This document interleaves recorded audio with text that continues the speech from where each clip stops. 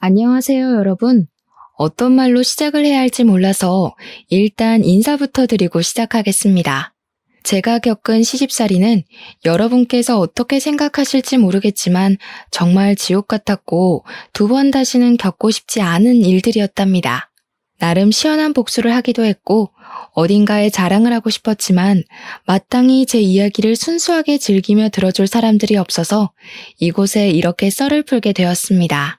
오늘만큼은 제 이야기를 들어주시는 여러분들이 저의 절친이라는 생각을 해보면서 사연을 적고 소개를 해드리도록 하겠습니다.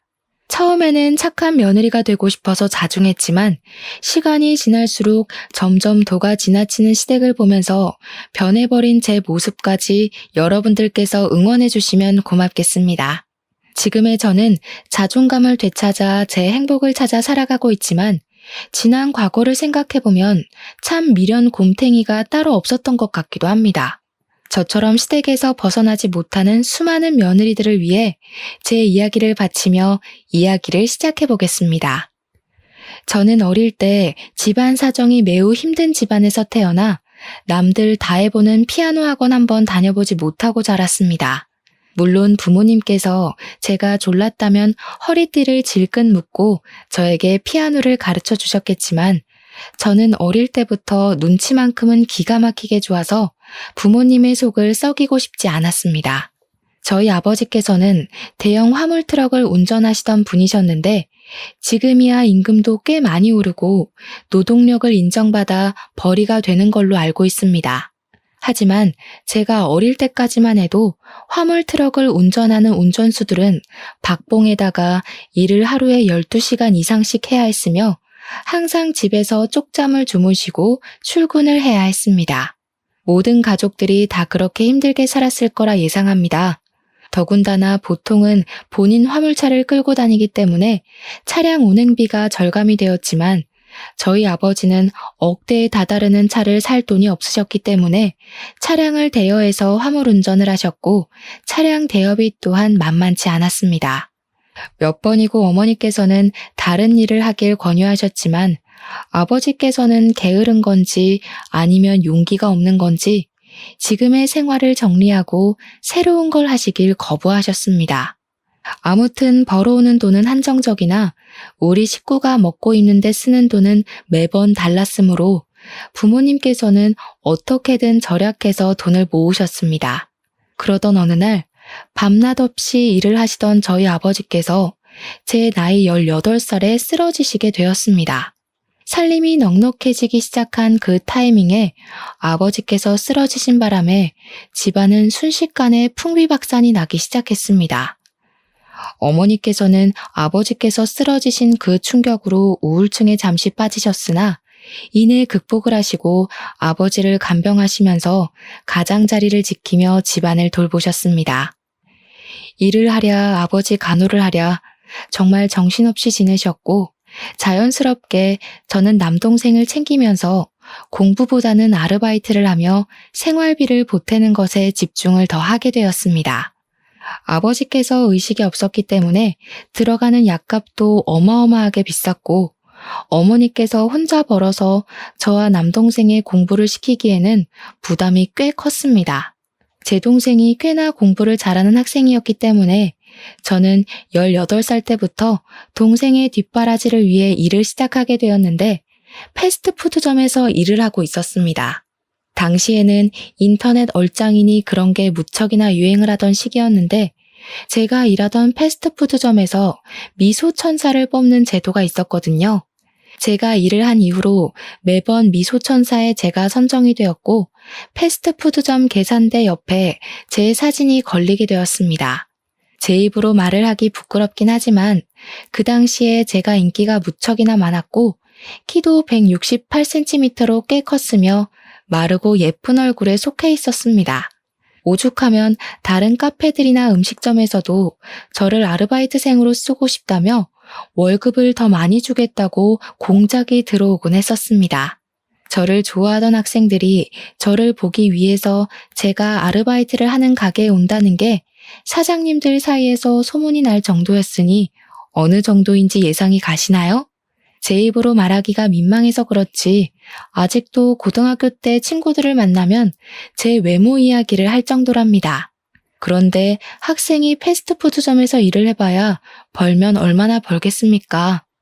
그러던 도중에 저에게 아주 솔깃한 제안이 하나 들어왔습니다. 바로 인터넷 쇼핑몰에서 들어온 제의였는데 쇼핑몰 모델 일을 하면 한 달에 월급을 200만 원씩 챙겨주겠다는 제안이었습니다. 패스트푸드점에서 일주일 내내 쉬는 날 없이 학교 끝나고 마감까지 일을 해도 한 달에 70만 원을 벌까 말까 하는데 월에 200만 원이면 정말 큰 돈 아니겠습니까? 솔직히 조금 이상한 곳은 아닐까 의심이 가기도 하고 걱정이 되었는데 진짜 유명한 쇼핑몰이었고 사장님께서 직접 저를 찾아와서 명함을 주셨습니다. 그 사장님 또한 인터넷에 검색을 하면 심심찮게 등장하시는 유명한 분이셨기 때문에 저도 안심을 하고 쇼핑몰 모델 일을 시작했습니다. 만만하게 생각했는데 쇼핑몰 모델 일은 예상보다 훨씬 더 힘든 일이었습니다. 쉬지 않고 포즈를 바꾸는 것은 물론이고 화장이랑 머리도 매번 손을 봐야 했거든요. 옷도 한두 벌만 입는 것이 아니라 한 번 촬영에 나가면 여러 벌을 갈아입고 사진을 찍어야 해서 정말 조금의 오버를 보태서 50벌씩은 넘게 입어보는 것 같았습니다. 몇 시간씩 조명을 맞으면서 높은 구두를 신고 포즈를 신경 써서 표정까지 완벽하게 사진을 찍는다는 건 쉬운 일이 아니었습니다. 야외에서 촬영이 이루어지기라도 하면 정신없이 움직여야 하고 옷을 갈아입을 공간이 없어서 불편하고 고생이 엄청났습니다. 연예인들은 어떻게 이런 일을 매일같이 수십 번씩 하는지 대단하다는 생각이 들 정도였습니다. 저는 18살 때부터 일을 시작해서 그런 건지 생각보다 주위 사람들의 도움도 많이 받게 되었고 다른 모델 언니들도 저를 귀여워해 주셨습니다. 덕분에 빠르게 쇼핑몰 일에 적응을 할 수 있었고 제 나이 23살이 되었을 때엔 젖살도 빠지고 미모에도 물이 올라서 쇼핑몰계에서는 꽤 유명한 모델이 되었습니다. 정말 제가 그때의 사진을 돌려보면 어떻게 일이 이쁠 수 있을까 싶을 정도로 제 외모가 완벽하게 피어올랐던 시기였습니다. 그때 당시에 저를 추종하던 팬들도 생겼는데 쇼핑몰 사무실로 저에게 선물을 보내주는 사람들도 있었고요. 저를 찾아와 주시는 분들도 있었습니다.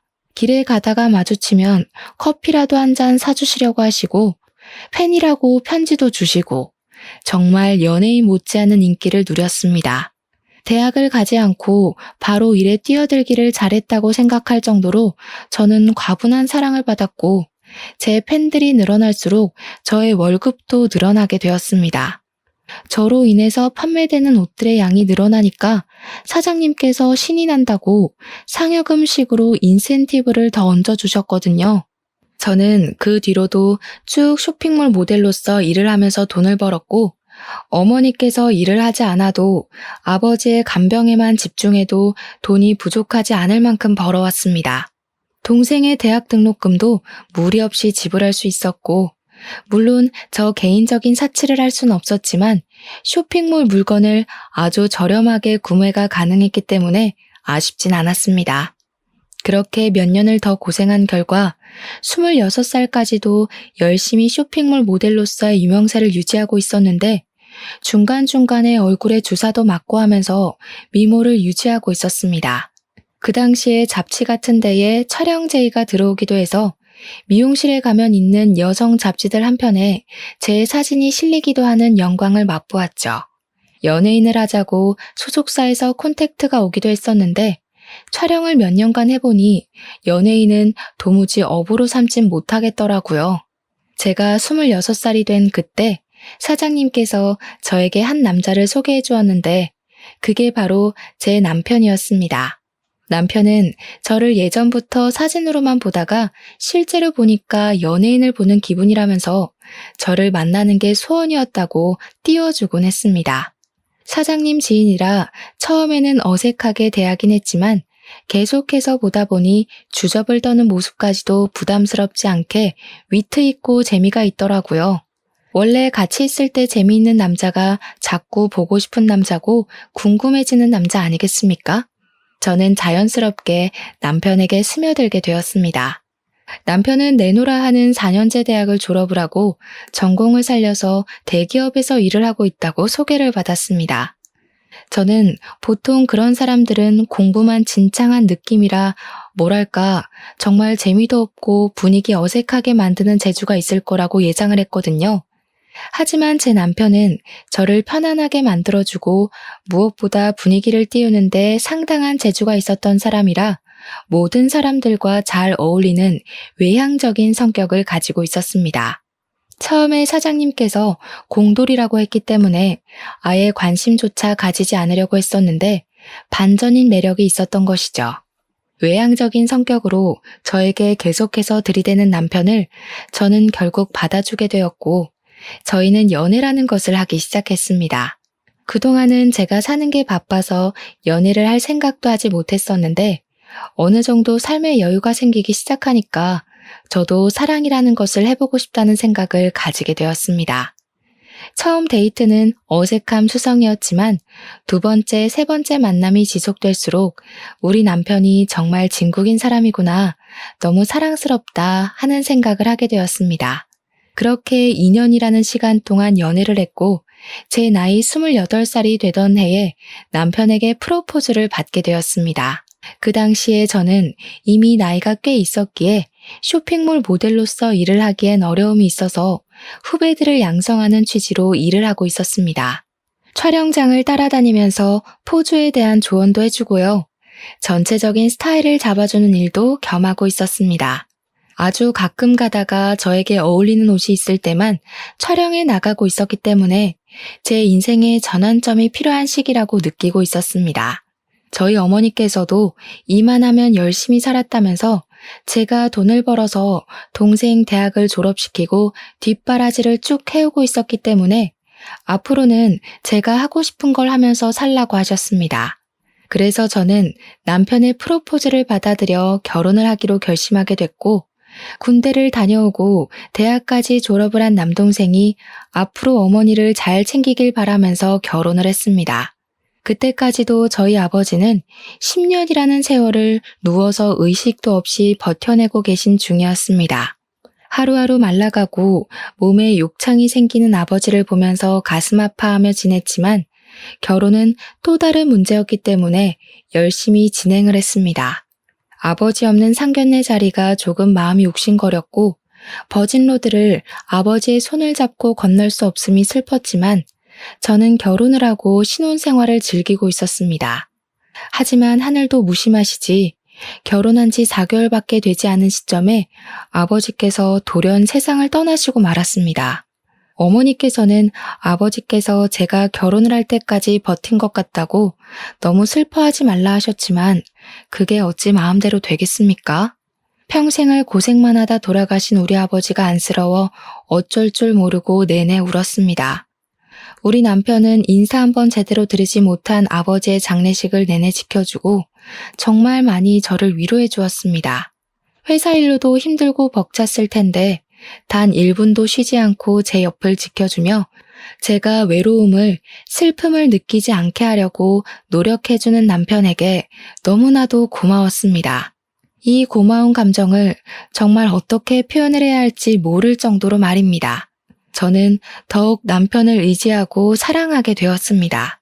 장례식이 다 끝나고 저는 시부모님께 와주셔서 감사하다고 인사를 드리러 시댁에 방문을 하게 되었는데 그때 예상치 못하게 처음으로 혼이 나게 되었습니다. 그때부터 제가 상상도 하지 못한 시집살이가 시작되었던 것이었습니다. 시모는 저에게 우리 아들이 외벌이로 일을 하느라 힘이 들어 죽겠는데 장례식장까지 지키고 있어야지만 속이 시원했냐고 하시더라고요. 내가 우리 아들 보고 얼마나 가슴이 아팠는지. 부조만 하고 가려고 들렀다가 아들 고생하고 있는 거 보니까 마음이 다 짠하더라. 얼마나 피곤하겠니? 일주일 내내 출근하고. 아휴, 그게 무슨 소리야 엄마. 내가 당연히 장인어른 장례식을 지켜야지. 그럼 누가 지켜? 얘가? 내가 지금 내 며느리한테 잔소리하는데 네가 왜 끼어드니? 가만히 있어. 무슨 모델이랍시고 설치던 것도 마음에 안 들어 죽겠는데 남편한테 힘들지 않냐고 집에 가서 쉬라는 소리도 안 하고 말이야. 손님 맞이까지 시키는 게 말이 되니? 우리 아들이 왜 육개장을 날라야 하는데? 시모가 너무 매섭게 저에게 화를 내면서 이야기를 하니까 저도 너무 당황스러웠습니다. 거기다가 그때는 제가 결혼한 지 4개월밖에 되지 않았던 시점이었을 때라 아무것도 모르고 시모의 말에 놀라서 죄송하다고 사과를 드릴 수밖에 없었습니다. 죄송합니다, 죄송합니다 하다 보니까 시모 눈에 제가 만만하게 보인 건지 시모가 화만 내면 제가 자동으로 고개를 숙이니 만만한 애구나 싶었던 겁니다. 그 뒤로부터 저에게 아버지가 돌아가신 것을 핑계 삼아서 시부모를 더 잘 모시면서 지내라고 하더라고요. 보통은 아버지가 안 계시니까 친정어머니를 잘 보살펴라 하는 말을 하지 않나요? 저희 시부모님은 본인들을 더 챙기라고 하셨습니다. 저에게 번듯한 대학을 졸업한 남동생이 있지 않냐고, 원래 부모는 남자 쪽이 챙기는 거라면서 저한테는 본인들을 챙기라고 하더라고요.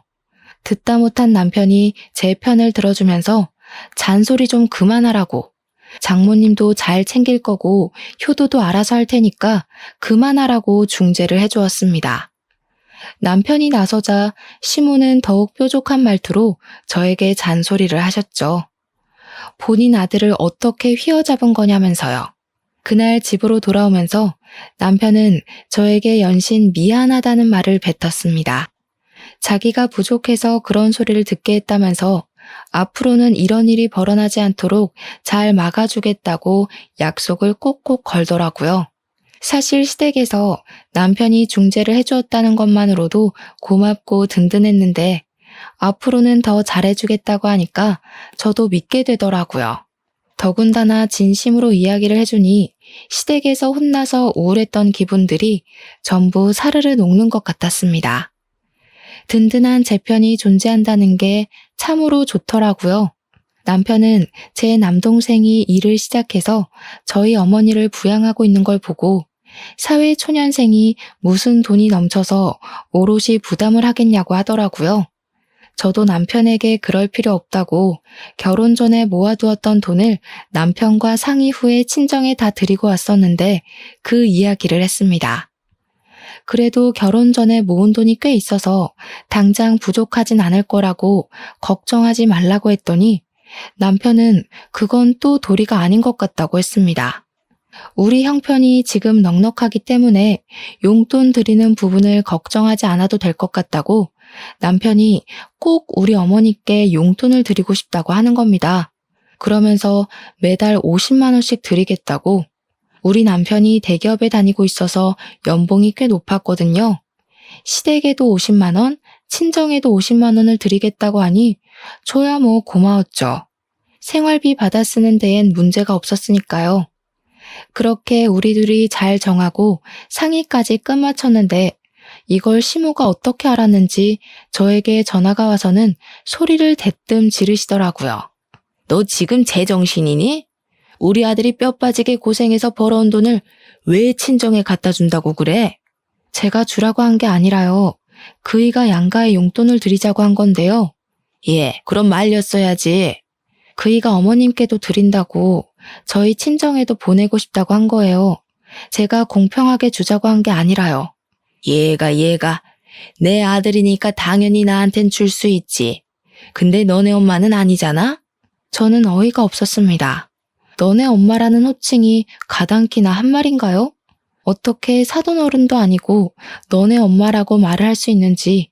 저희 친정어머니는 시모가 앞에 없어도 항상 안사돈 하면서 호칭을 꼬박꼬박 불러주시는데 그것도 제 앞에서 너네 엄마. 저는 시모에게 남편이랑 이야기를 해보시라고 남편에게 분명 용돈 안 드려도 된다고 했다. 근데 남편이 계속해서 우겨서 주겠다고 한 건 다 했습니다. 뭐 시모가 물어보는 것도 아니고 시작부터 제정신이냐고 대뜸 소리를 지른 마당에 저라고 시모 눈치 보면서 살갑게 이야기를 해야 할 필요를 못 느끼겠더라고요. 게다가 시모가 바락바락 저러니까 우리 어머니께 드리는 용돈을 끊으면 안 되겠구나 하는 생각도 들었습니다. 시모의 속을 뒤집어 놓을 수 있다면 뭐든 할 수 있겠다 싶었거든요. 아무튼 시모에게 한쪽 집에만 용돈을 드리는 건 경우가 없는 것 같다고 남편이 굳이 친정에도 주겠다고 해서 그러라고 한 거라 말을 했습니다. 그러자 시모가 갑자기 하하면서 기가 차다는 듯 웃는 게 아니겠습니까? 너 지금 나한테 경우 없다고 말을 하는 거니? 저는 그런 말 한 적 없어요, 어머님. 경우가 없다며 경우가. 그 말이 그 말이지. 애가 고졸이라더니 못 배워서 그런 거니? 할 말 못할 말 구별을 못하네. 솔직히 네가 얼굴 빼고 볼 게 뭐가 있어? 그것도 뭐 죄다 성형수술한 거 아니니? 내가 살아온 연륜이 있어서 딱 보면 척아는데 너 얼굴 죄다 손본 거잖아. 그러면서 제 외모에 대한 공격을 시작하는데 저 정말 맹세코 얼굴에 주사는 몇 번 맞아본 적 있어도 수술은 해본 적이 없었거든요. 굳이 이 얼굴로도 충분히 잘 먹고 잘 사는데 제가 그 큰 돈을 주고 성형을 할 필요를 못 느낀 탓이 컸습니다. 그런데 시모의 성형 공격이 더 어이가 없었던 이유는 시모야말로 어디서 이상하게 성형수술을 받은 탓이 얼굴이 완전히 무너져 내려 있었거든요. 코는 이미 수축이 와서 들창코가 되어 있었고 얼굴 주름이 하나 없이 팽팽한데 목주름은 쭈글쭈글했고요. 저 눈이 감기나 의심이 들 만큼 쌍꺼풀이 크게 잡혀 있었습니다. 살아온 연륜 때문에 아는 게 아니라 그냥 수술을 많이 해서 아는 게 아닌가 싶을 정도였습니다. 제가 아무 소리도 하지 않고 전화기만 들고 있었더니 저한테 찔려서 그러냐고 물어보시더라고요. 설마 남편은 제가 성형한 거 모르는 건 아니냐면서 설레발을 치셨습니다. 여우가 따로 없다면서 혀를 끌끌 차는데 기분이 팍 상해버렸죠. 어머님, 저 얼굴에 칼 안 댔어요. 가끔 보톡스 같은 건 맞아봤어도 얼굴에 어머님처럼 실리콘은 안 넣었습니다. 뭐가 어째? 야, 너 지금 뭐라고 그랬어? 어머님, 제가 나중에 좋은 병원 하나 소개해 드릴까요? 그 병원이 제 수술로 진짜 유명한 병원인데 들창코도 고쳐주고 안 감기는 눈도 고쳐준대요. 어머님께서 거기 방문하셔서 재건 수술 받으시는 게 좋을 것 같아요. 그러고 전화를 끊어버렸습니다. 가슴이 벌렁벌렁 하는데 속은 엄청나게 시원하더라고요. 그래도 말을 뱉어놓고 찔리긴 했죠. 시모가 어떤 식으로 받아칠지 몰랐으니까요. 남편이 퇴근하고 오자마자 이야기를 전달해주니 깔깔 소리가 나게 웃는 게 아니겠습니까? 와, 그거 우리 엄마 콤플렉스인데. 우리 엄마 코 수술이 잘못돼가지고 들창코가 된 거거든. 무슨 실리콘이 어떻게 됐다나 뭐라나. 그러면서 저에게 너무 신경 쓰지 말라고 자기가 잘 막아주겠다고 이야기를 해주어서 일단 한시름 놓게 되었습니다. 아니나 다를까 며칠 뒤에 시댁에서 주말에 밥을 먹자며 부르시길래 어떤 말을 하실까 싶어 잔뜩 긴장을 하고 시댁에 방문하게 되었습니다. 시모가 저를 보자마자 아주 잘 걸렸다는 얼굴로 내 아들 앞에서도 한번 말해봐라 하시더라고요. 저는 무슨 말인지 모르겠다는 듯이 시모를 쳐다보니까 가증스러운 얼굴 하지 말고 전화에 대고 말했던 것처럼 한번 해보라고 하시대요. 내 얼굴이 뭐가 어쩌고 어째? 왜? 재수씨가 뭐라고 그랬는데? 아, 별말 아니던데? 엄마 코가 들창코잖아. 재수술 잘하는 좋은 병원 소개해준다고 그랬대. 남편이 먼저 선수를 치면서 아주버님에게 이야기를 하자 시모가 헐 대놓고 소리를 내더라고요. 아주버님은 눈치가 없는 건지 일부러 그러는 건지 그거 좋은 생각이네 하면서 식사를 하시는데 일단 악의적인 발언은 아닌지 별 생각 없어 보이는 얼굴로 말을 하더라고요. 시모는 아들 새끼들 키워봐야 하나도 소용이 없다면서 다른 사람도 아니고 며느리가 자기 얼굴을 가지고 놀리는데 어쩜 자기 편을 한 번 안 들어주냐고 통곡을 하셨습니다. 밥상머리에서 갑자기 통곡을 하시니 시부가 나와서는 뭐가 이리 소란스럽냐고 무슨 일이냐고 물어보셨습니다. 그러니 시모가 또 이간질을 하고 싶은 건지 저를 혼내고 싶은 건지 똑같은 소리를 하시더라고요. 며느리가 글쎄 나한테 돼지코라고 재수술을 하라면서 내 얼굴을 가지고 놀리지 뭐야? 엄마, 말은 바로 해야지. 그렇게 왜곡을 해서 말을 하면 어떡해? 코 수술하기 좋은 병원 소개해주겠다고 한 걸 무슨 그런 식으로 비약을 해. 또다시 시끌시끌해질 조짐이 보이자 시부가 남편과 시모의 말을 딱 잘라 차단해버렸습니다. 그러길래 당신이 욕심을 적당히 냈어야지. 며느라가 너도 앞으로는 조심해서 말을 하도록 하는 게 좋겠구나. 저는 알겠다고 공손하게 대답을 했고 시모는 이 집에 자기 편 들어주는 사람이 하나 없다면서 나가 죽어야지라는 마음에도 없는 소리를 하시더라고요. 시모가 계속해서 구시렁거리는데 남편이랑 아주버님은 무슨 다른 세상에 계신 것처럼 무시를 하시더라니까요. 그런데 오히려 그런 태도가 시모를 더욱 건드리는 스위치를 누르는 행동이었던 것입니다.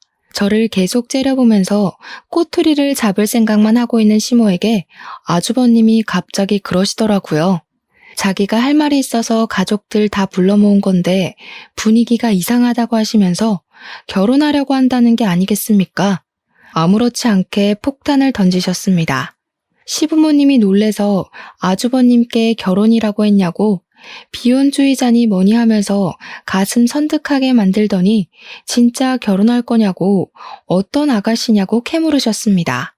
아주버님이 회계사로 일을 하고 계셨었는데 결혼하고 싶은 여자가 같은 회계사 사무실에 다니고 있는 여자라면서 간단하게 설명을 하시더라고요. 시모의 얼굴이 눈에 띄게 밝아지더니 입이 찢어질 것처럼 쫙 늘어나는 겁니다. 아이고, 우리 첫째 아들이 비혼이니 뭐니 결혼 안 하겠다고 해서 내가 얼마나 걱정을 했는데 너무 잘 됐다. 너무 잘 됐어. 거기다가 큰 며느리까지 회계사라고? 대학은 어디 나왔다니? 누구처럼 고졸이 아니라 어찌나 다행인지 모르겠다 정말.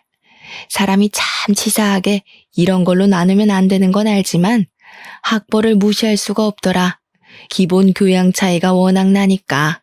그 말을 하면서 저를 확 째려보시는데 도대체 제가 뭘 그리 잘못했다고 저러시는지 이해가 되지 않았습니다.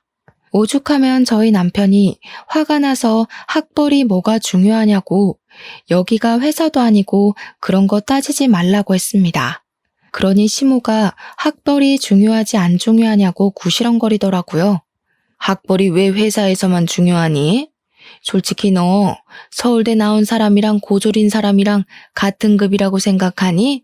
월급부터가 차이 나기 시작해서 사람들의 인식 또한 차이가 나는 거란다. 누구는 좋은 대학 나와서 회계사라고 하는데 누구는 집에서 살림이나 제대로 하는지 몰라. 나도 말이야 이런 식으로 치사하게 차별하고 싶지 않거든. 근데 둘째 며느리랑 나랑 안 맞는 거 보면 딱 그 이유밖에 없는 거지. 학벌. 학벌에서부터 수준 차이가 난다 이 말이야. 나중에 남편에게 들은 이야기인데 시모가 뒤늦게 대학을 나와서 엄청나게 대학 부심이 있다고 하더라고요. 저도 그 말에 지금이라도 공부해서 대학을 갈까 싶은 마음이 들기도 했지만 저는 원래 공부에 그다지 소질이 없었기 때문에 해봐야 안 될 것 같아서 포기를 했습니다. 그렇게 몇 주의 시간이 더 지나고 시모가 신이 나서 주말에 시댁에 오라고 이야기를 하는데 평소에 시모가 저를 그렇게 신나서 부르는 일이 없어서 왜 그런가 했습니다. 무슨 일 있으시냐고 기분이 좋아 보이신다고 넌지시 한마디 건넸더니 제 형님 될 사람이 올 거라고 하더라고요. 아주버님이 진짜로 결혼하시는구나 싶었습니다. 저한테 일찍 와서 장도 보고 음식도 좀 하자고 하시길래 알겠다고 했습니다. 이런 거라도 제깍제깍 해야 점수를 딸 수 있으니까요. 주말에 일찍 가서 시모 따라서 장을 보는데 남편이 심심하다고 장 보는 길을 따라 나섰습니다. 그러니 시모가 불편한 기색을 팍팍 내보이면서 이런 자리까지 남편을 꼭 불러서 대동해야겠냐고 내가 너 잡아먹니? 하면서 핀잔을 주시더라고요. 남편이 태연하게 무거운 거 들어주려고 따라가는 거라고 장 많이 볼 거라며 하면서 쓱 대꾸하니까 시모가 예전에는 그런 짓 안 하더니 변했다고 하시더라고요. 그러면서 속상하다 속상해 하시는데 제가 양파, 고구마, 재료들을 고를 때마다 이건 못생겼다, 이건 여기에 상처가 났다 하면서 트집을 잡으셨습니다. 이거나 저거나 다 똑같이 생겼는데 남편 때문인지 그냥 제가 마음에 들지 않아서인지 계속 트집을 잡으셨어요. 시댁에 와서 음식을 할 때에도 칼질을 똑바로 못한다고 어슷썰기를 해라, 채를 썰어라 계속 혼내기만 하셨고요. 형님이 되실 분이 시간 맞춰서 도착을 하시고 다 같이 이야기를 나누면서 식사를 하기 시작했습니다. 형님이 되실 분은 저를 아주 살뜰하게 챙겨주셨었는데 아무래도 동서지간이니 잘 지내면 좋겠다고 생각을 하셨었나 봐요. 그 모습을 보면서 시모는 역시 대학을 잘 나와서 그런 건지 애가 싹싹하다고 칭찬을 하시더라고요. 좋은 대학 나와서 회계사로 일을 하고 있다고 하더니 남을 배려할 줄도 알고 이게 바로 노블레스 오블리주인 거지. 둘째 너는 이런 말 뜻은 아니? 제가 아무리 대학을 나오지 않았다고 해서 상식도 모르는 바보 멍청이는 아닌데 저를 막 무시하더라고요. 그래서 어머님께 그냥 제가 고졸이지만 바보는 아니라고 대놓고 말을 했습니다. 시모가 그 말에 갑자기 대학 안 나온 게 뭐가 자랑이라고 그렇게 큰 소리로 말하냐면서 부끄러운 것도 모른다고 하시더라고요. 순식간에 분위기가 쎄하게 바뀌고 형님이 그 순간 제 편을 들더라고요. 그건 어줍잖은 대학을 나온 애들이나 그렇지. 명문대 나온 애들은 안 그래. 순간 그 둘의 대화를 듣는데 속이 역하면서 체한 기분이 들었다고나 할까요? 토끼가 확 올라와서 화장실에 뛰어들어가 구역질을 시작했습니다. 그랬더니 시모가 뒤에서 적어보라면서 기본 교양이 없으니 이런 자리에서 구역질을 한다고 혀를 끌끌 차는 겁니다. 그런데 형님이 저를 빤히 보더니 혹시 임신한 거 아니냐고 물어보더라고요. 순간 시댁의 분위기가 180도 변했습니다. 곰곰이 생각을 해보니까 생리를 안 한 지 좀 됐더라고요. 제가 놀래서 벙찌고 있으니 시부가 얼른 간이검사 그거 해보라고 닥달을 하셨습니다. 남편이 문연 약국을 찾아서 임신 테스트기를 사왔고 저는 온 가족이 지켜보고 있는 데서 테스트기를 꺼냈는데 두 줄이 딱 떠 있는 겁니다. 너무나도 선명한 두 줄에 온 가족이 깜짝 놀랐습니다. 남편은 저를 얼싸안고 시부도 당장 병원부터 가보라고 난리에 형님과 아주버님도 축하한다고 해주셨습니다.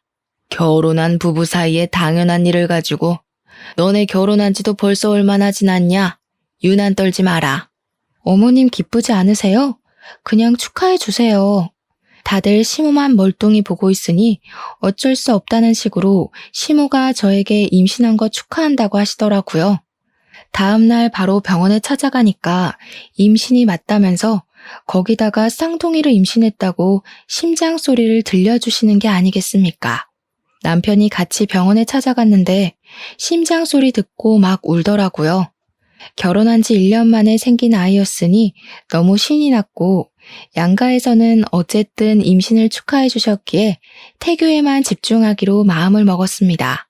임신 기간 내내 남편의 극진한 대접을 받으면서 바람 불면 날아갈까, 비 오면 젖을까, 금이야 오기야 남편의 품에 감싸 안겨 지냈습니다.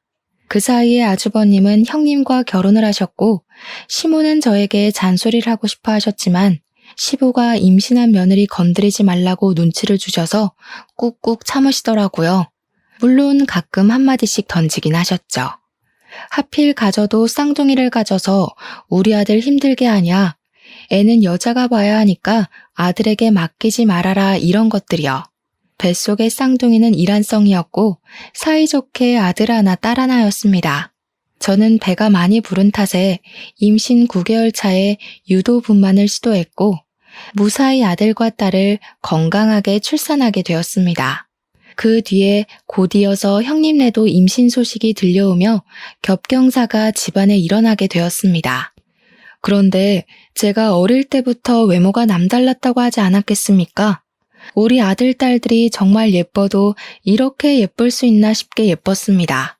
병원에서도 조리원에서도 딱 봤을 때 예쁜 애들 찾으면 저희 아이일 정도였고요. 예쁘다고 소문이 자자한 아이가 바로 저희 아이들이었습니다. 하지만 육아의 강도는 예쁜 것과 전혀 관계가 없더라고요. 쌍둥이를 키우면서 얼마나 체력적인 소모가 컸는지 임신하면서 찐 살이 모조리 다 빠지고 말았습니다. 시터 이모님을 고용해서 아이들을 돌봤음에도 불구하고 정말 헬류가 하는 게 뭔지 알겠더라고요. 한 명이 울면 다른 한 명도 따라 울고 밥을 주거나 기저귀를 갈아주는 거나 진짜 죽을 만큼 힘든데 저희가 남편 왜 버리지 않겠습니까? 양가의 용돈을 드리면서 시터 이모님 월급까지 드려야 하니 경제적인 부담이 되기 시작했습니다. 남동생이랑 요즘 살림하기 힘들다 이야기를 하다가 남동생이 저에게 그러지 말고 아기들도 예쁘니까 애들 데리고 아이오 쇼핑몰을 해보라고 권유를 했습니다. 제가 원래 쇼핑몰 모델도 했고 그쪽에서 오랜 시간 일했으니 도매 쪽 일도 잘 알고 있었고요. 순간 훅 하는 마음이 들어서 남편을 붙잡고 이야기를 했는데 남편도 나쁘지 않은 것 같다면서 해보고 싶으면 해보라고 저를 응원해 주었습니다. 그래서 저는 남대문에 있는 아동복 상가를 돌아다니면서 옷을 구매했고 이제 돌이 된 아이들에게 입혀다가 사진을 찍었습니다. 쇼핑몰에서 일을 했던 경험이 있어서 그런지 사진도 꽤 잘 찍었고 보정도 조금 할 줄 알았거든요. 그리고 SNS에 사진을 올렸는데 제 팬이었던 사람들이 저를 어떻게 알고 찾아와서는 아기 낳았냐고 아기 옷 정보를 달라고 댓글을 달더라고요. 그래서 이때다 싶은 마음에 제가 이 아기 옷들을 팔아보려고 하는데 어떨 것 같냐고 은근히 팬들에게 물어보았더니 당장에 팔아달라고 사겠다고 손을 막 들더라고요. 바로 사이트를 오픈하기에는 실패의 두려움이 커서 SNS를 통해서 주문을 받은 만큼만 옷을 구매해 사람들에게 배송을 하기 시작했습니다. 처음에는 많이 알려지지도 않고 해서 20-30만 원의 수익만 나던 것이 4개월쯤 지나니까 100만 원이 넘는 돈이 수익으로 남더라고요. 장사가 점점 잘 되기 시작하면서 현금 영수증이나 카드 결제를 요구하는 사람들이 늘어나서 저는 사업자를 냈습니다. 정식으로 사이트를 오픈하고 모델은 저희 아이들로 촬영을 시작했습니다. 장사도 잘 되고 좋았는데 배송 물건 포장하는데 시간이 너무 오래 걸리더라고요. 저랑 남편이랑 둘이서 하니까요. 주문까지는 어떻게 잘 넘어가겠는데 배송이 오래 걸려서 어머니께 부탁을 드리니 친정 어머니께서 아르바이트를 흔쾌히 해주셨습니다. 저는 시급으로 계산해서 어머니 용돈을 챙겨드리고 일도 점점 늘리게 되었습니다. 그러다가 배송 나가야 할 짐이 집에 두기 어려울 정도로 불어나서 사무실까지 오픈을 하게 되었습니다.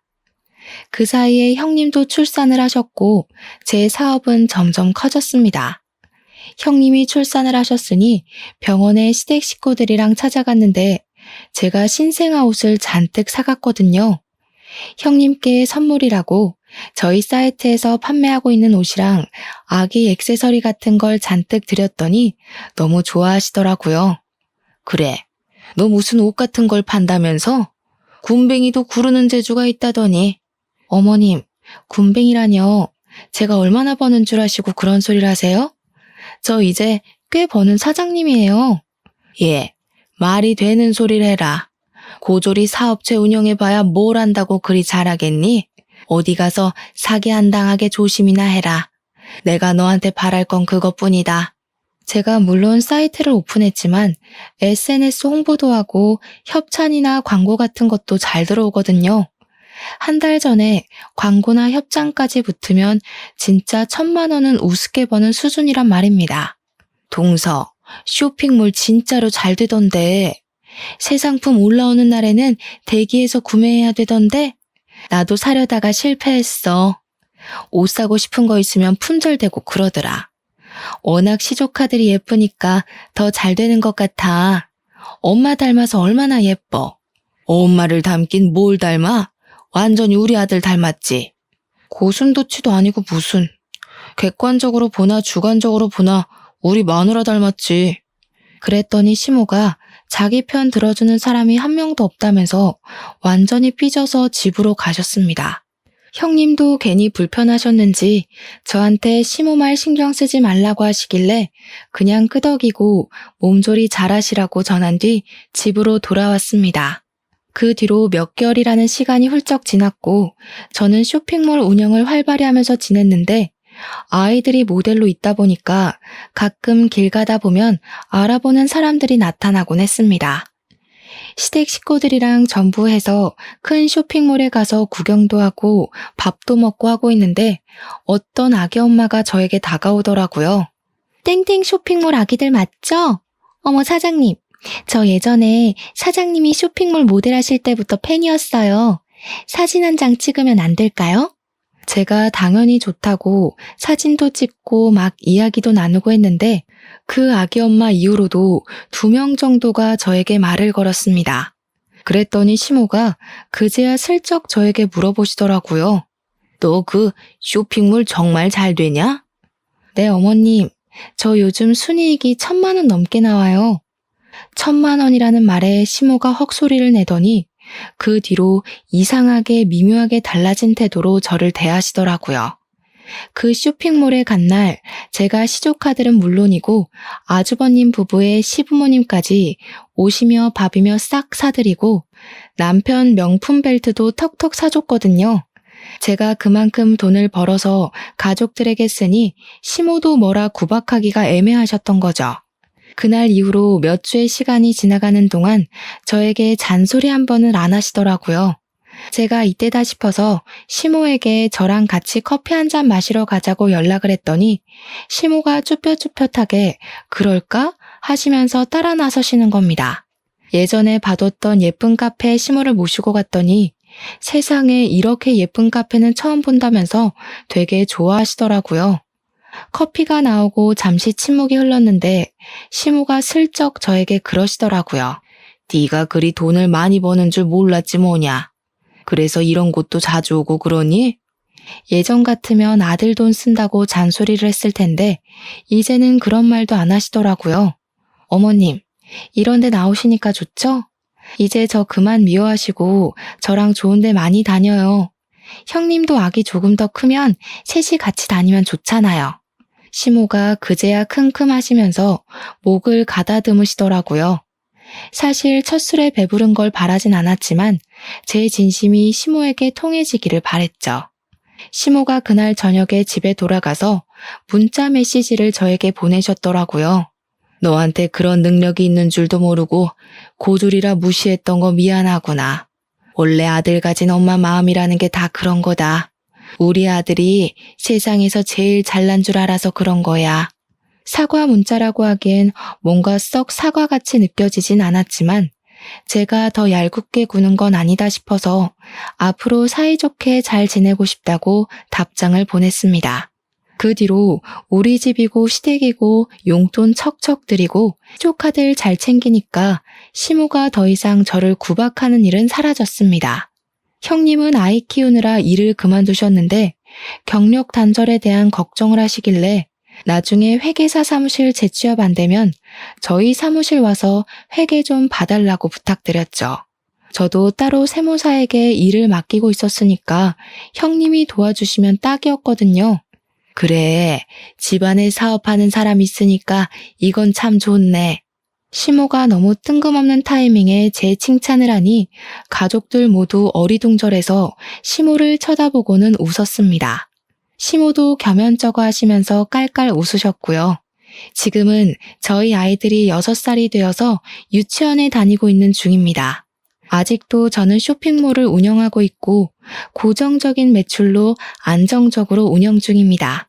형님은 저희 쇼핑몰 세무일을 봐주시고 계시고